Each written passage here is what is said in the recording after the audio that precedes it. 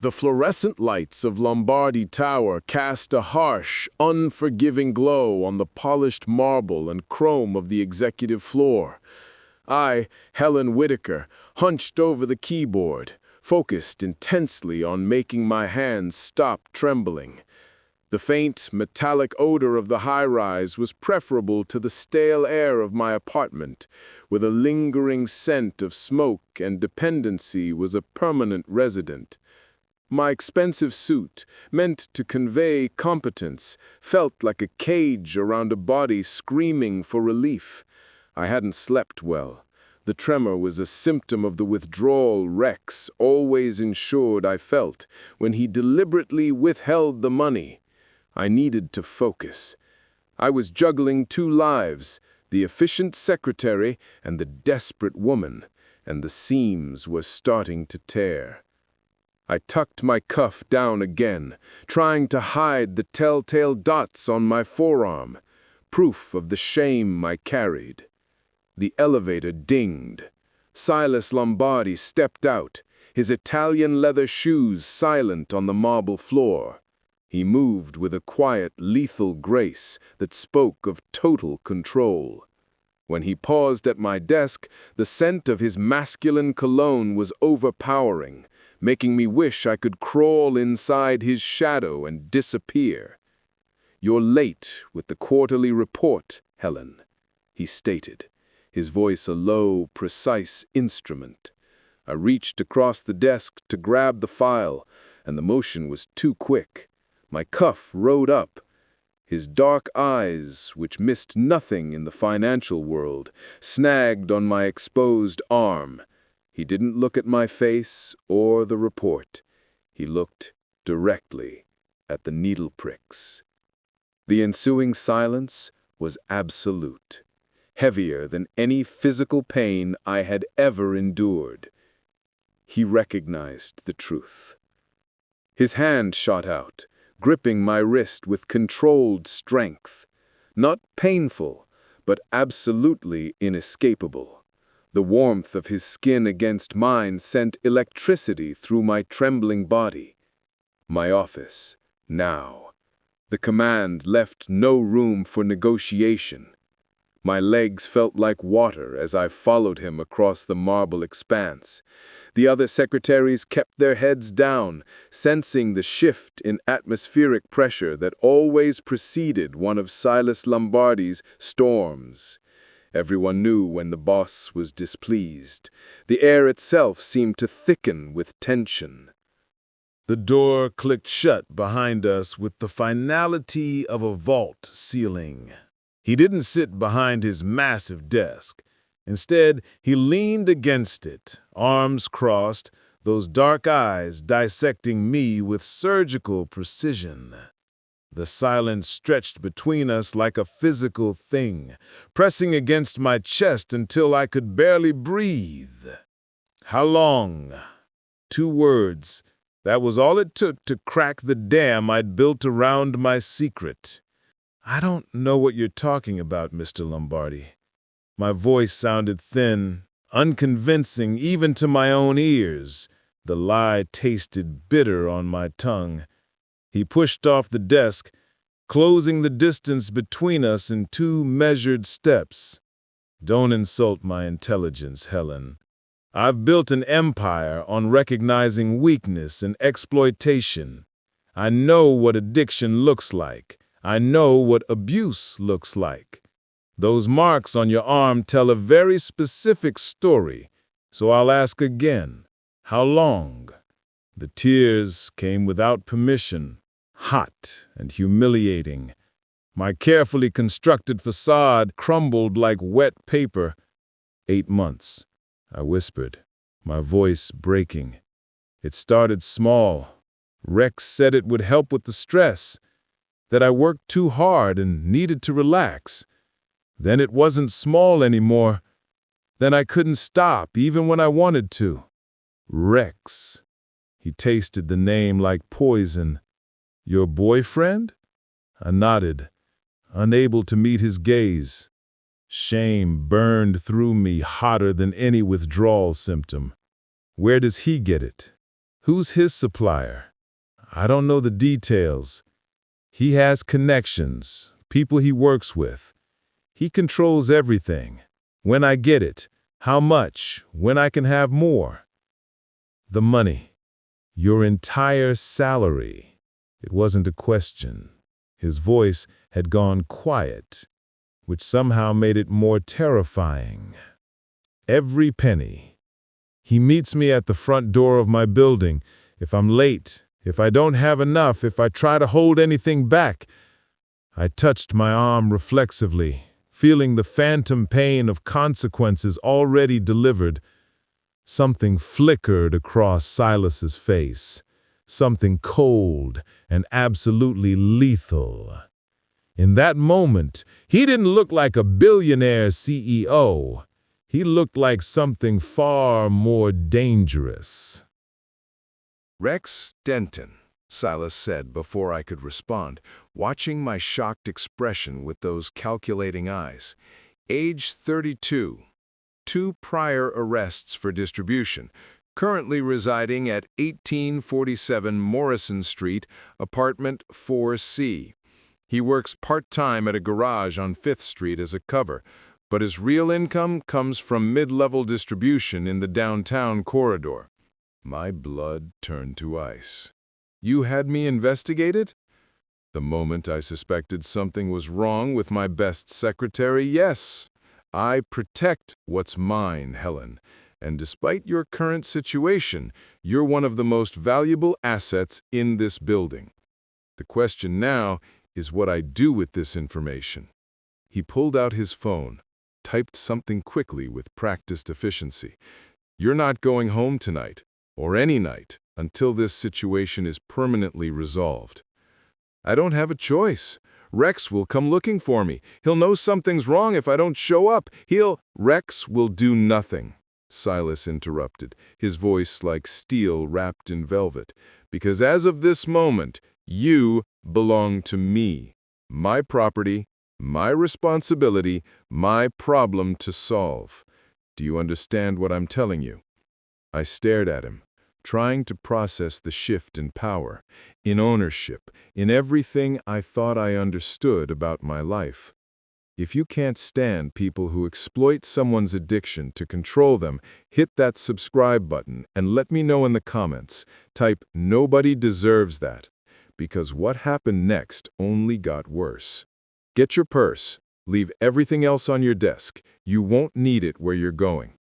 Within minutes, 2 men in expensive suits arrived at the office. They didn't look like typical corporate security. They moved with military precision, their eyes constantly scanning for threats. These were soldiers, not guards. "Take Miss Whitaker to the Riverside property," Silas instructed, his tone brooking no argument. "Dr. Reeves is expecting her. Full medical suite, 24-hour observation. No one gets in or out without my explicit approval. Are we clear?" "Crystal, boss," the taller one replied. As they escorted me to the private elevator, I looked back. Silas was already on his phone, speaking in rapid Italian. The last words I heard before the elevator doors closed were spoken in English, clear and final. "Permanently. Tonight." The Riverside property was a converted warehouse on the waterfront, the kind of place that looked industrial and abandoned from outside, but was pure luxury within. Exposed brick walls, floor-to-ceiling windows overlooking the water, and a full medical suite that looked like it belonged in a private hospital. Dr. Reeves, a calm woman in her 50s with kind eyes and steady hands, greeted me without an ounce of judgment. "Helen, I'm Dr. Reeves. I've been briefed on your situation by Mr. Lombardi. We'll start with a full assessment, blood work, vitals, medical history. Then we'll begin the detox protocol. How long will this take?" My voice sounded small, childlike. The acute withdrawal phase typically lasts 72 to 96 hours, but everyone's different. Your recovery will take as long as it takes, and we have all the time in the world. She prepared an IV with practiced efficiency. Mr. Lombardi has authorized me to use any necessary medication to manage your symptoms. This won't be comfortable, Helen. I won't lie to you about that. But you won't go through it alone. The first night was agony beyond anything I'd imagined. Every nerve in my body screamed in protest. I vomited until there was nothing left, then vomited bile, then dry heaved until my ribs ached. My skin felt like it was crawling off my bones. Hot flashes alternated with bone-deep chills that no amount of blankets could touch. Dr. Reeves stayed close through it all, monitoring vitals, adjusting medications, speaking in soothing tones I couldn't quite process through the haze of pain. She never left me alone in the darkness. Somewhere around dawn of the second day, the shaking intensified. I was curled on the medical bed in a fetal position, despite 3 heavy blankets, my body betraying me in every possible way. This was hell. This was withdrawal. This was the price of freedom, and I wasn't sure I could pay it. On the third day, Silas appeared. I was barely conscious, drifting between sleep and waking nightmares where Rex found me, where the pain never ended, where I was trapped forever in this liminal space between addiction and recovery. Has she slept? His voice cut through the fog. In brief intervals, Dr. Reeves replied. Her vitals are stable. She's stronger than she knows, Mr. Lombardi. She's going to make it through this. He pulled a chair beside the bed, and I felt his hand smooth back my sweat-dimmed hair. The touch was gentle, almost reverent. You're doing well, Helen. I feel like I'm dying, I croaked, my throat raw from vomiting. You're not dying. You're killing the thing that was killing you. There's a difference. His thumb traced along my temple in slow, soothing circles. I need to tell you something, and I need you to listen carefully, despite the state you're in. I managed to focus on his face through the haze of pain. Lombardi Tower is legitimate business. The quarterly reports, the board meetings, the stock portfolios, all real, all legal. But it's not my only business, Helen. It's not even my primary business. He paused, measuring his words. I'm capo in the Drangheta family, a high-ranking member of an organization that operates outside conventional law. The men who brought you here, the resources I used to locate Rex, the protection I'm offering you, none of it comes from the corporate world. The revelation should have terrified me. Maybe it would have if I'd been clear-headed. Instead, I just absorbed it, filing it away as another piece of the puzzle that was Silas Lombardi. Your mafia, I whispered. Yes. Which means when I say you're under my protection, it carries weight that legal contracts and restraining orders never could. It also means the life I'm offering you comes with complexities you need to understand. He leaned closer, his voice dropping to something almost tender. And it means Rex Denton is gone, Helen, permanently. As of last night, he will never touch you, control you, or hurt you again. The words should have shocked me. They should have made me recoil. Instead, I felt a wave of relief so profound that tears leaked from the corners of my eyes. I should feel guilty, I whispered. A man is dead because of me, and I don't feel guilty. I just feel free. Good. Guilt is for people who harm the innocent. Rex Denton was neither innocent nor redeemable.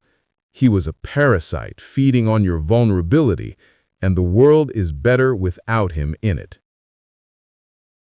By day 8, the physical symptoms had subsided enough for me to think clearly for the first time in months.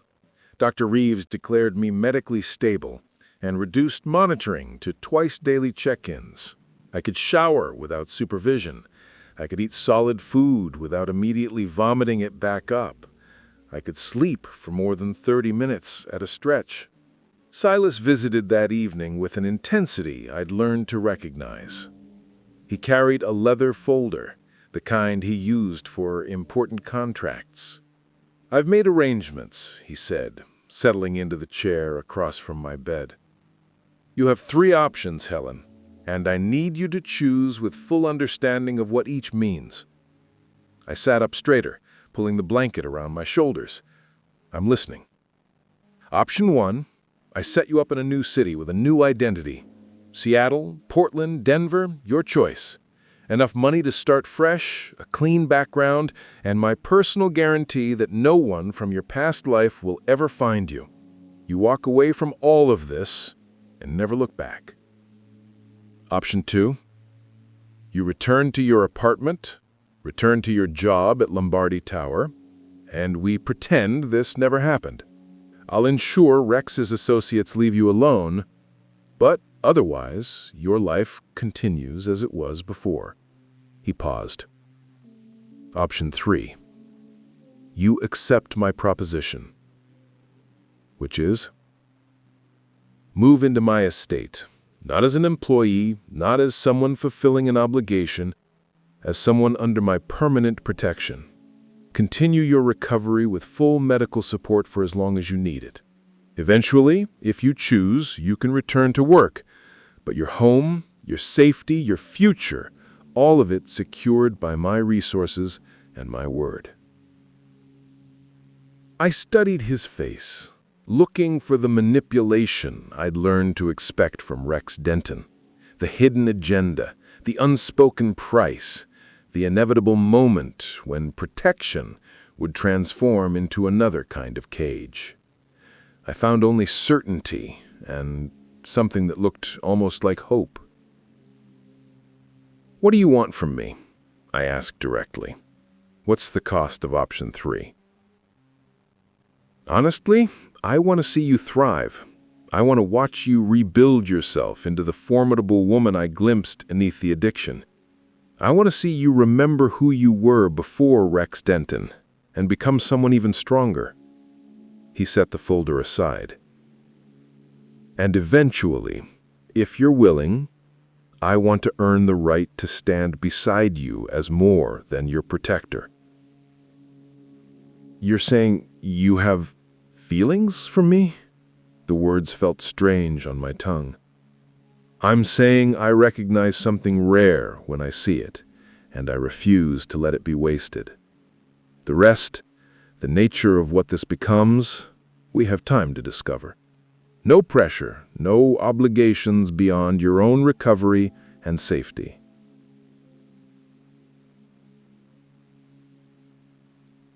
I thought about my empty apartment with its stale air and bad memories. I thought about the job that would forever be tainted by the knowledge of what Silas had done to save me. I thought about the complete absence of anyone who actually cared whether I lived or died.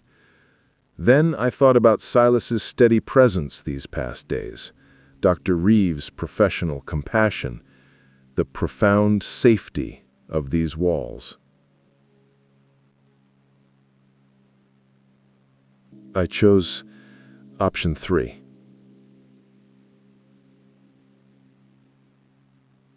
I chose you.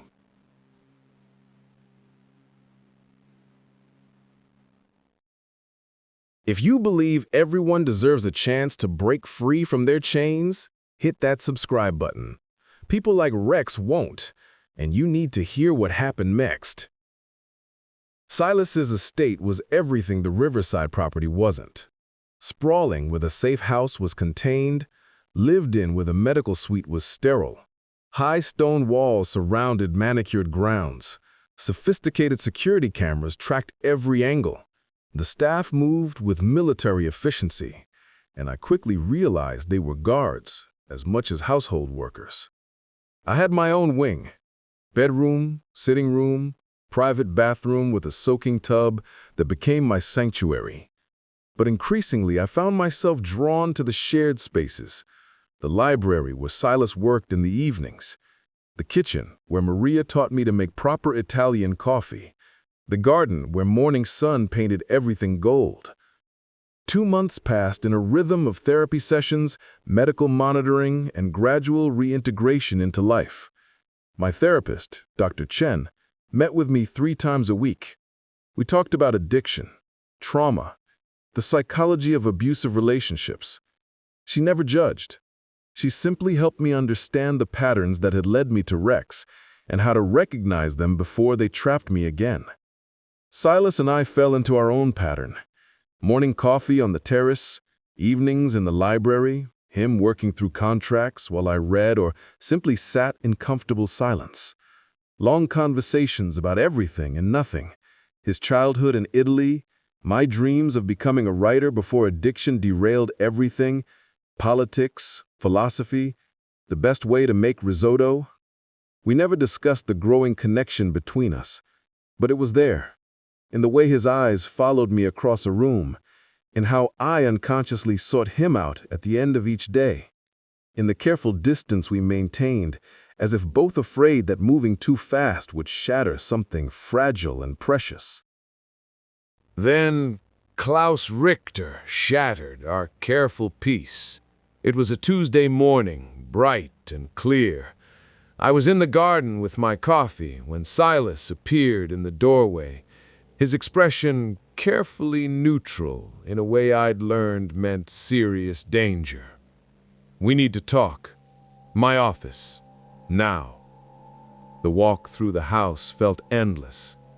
When the door closed behind us, Silas gestured to the chair across from his desk. The same setup as that first day in Lombardi Tower, but everything had changed since then. "We have a situation. Klaus Richter. He was Rex's supplier. Not the immediate connection, but the one at the top of the distribution chain for this entire region. He's learned about Rex's disappearance, and more problematically, your connection to me." My stomach dropped. The coffee turned to acid in my gut. What does he want? $5 million delivered within 72 hours, or he'll target you directly. His words were, "Collect his investment with interest from Rex's girl." Silas's jaw tightened. "This is my fault. Rex's consequences following me, putting you at risk." "No." His voice cut through my spiraling thoughts like a blade. "This is the consequence of weak men thinking they can threaten what's mine. Richter is making a calculated move, assuming I'll pay to avoid conflict. He's wrong."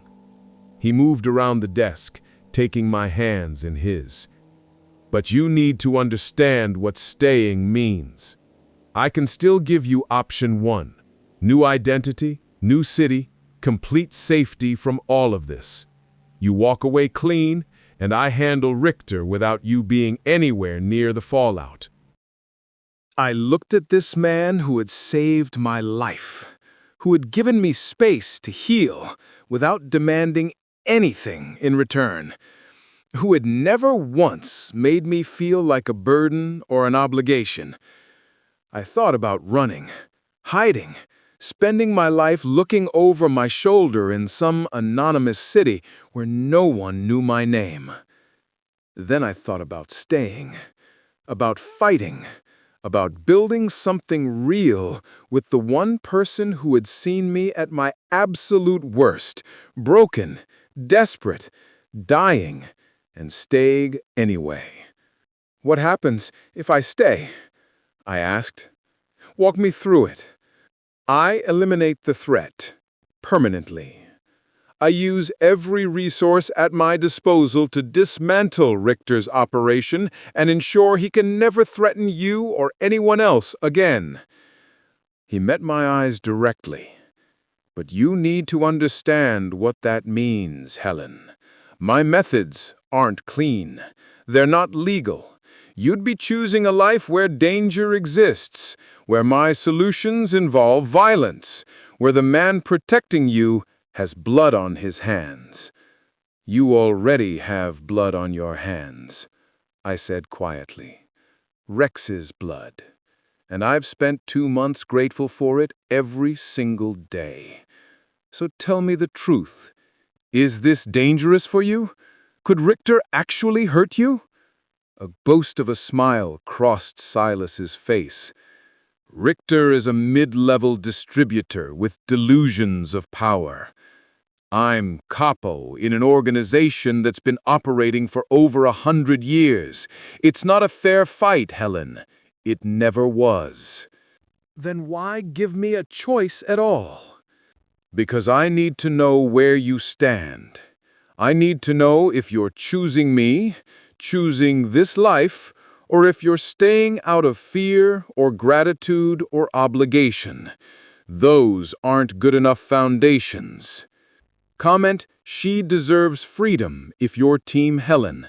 The exploitation can't win.